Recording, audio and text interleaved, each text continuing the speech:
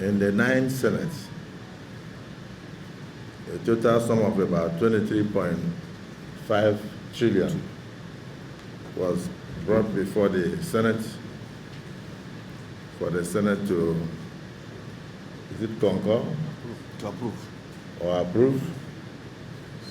And the same thing was also presented to the House of Representatives. But the 9 Senate, some of the members are still here, did so with a caveat. And the caveat was that the details of the ways and means should be provided.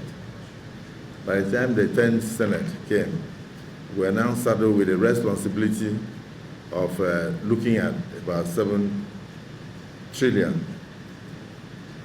So when you look at the totality, we are talking about a total of about 30 trillion. So having waited for the details for a long time, and the Accountant General and the CBN Governor have failed to provide the details, the Senate took a major motion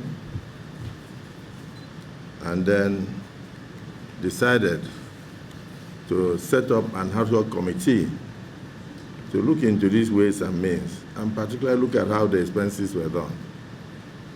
It is our belief that the totality of the ways and means somehow have contributed to the current economic hardship that we are facing today.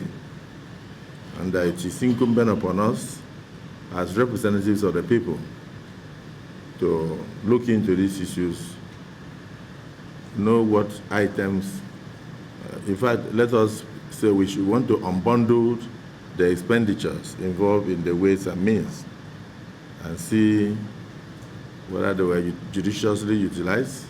Your Excellency, the implication of this is that Nigerians are waiting for the result of this investigation. I want to assure you that we are going to carry out this assignment expeditiously, but without any form of compromise. We are going to carry out this assignment expeditiously without any form of compromise. That I am assuring you. I want to implore the parties, the beneficiaries of that program, that they should please make available to us relevant documents when we come asking for them.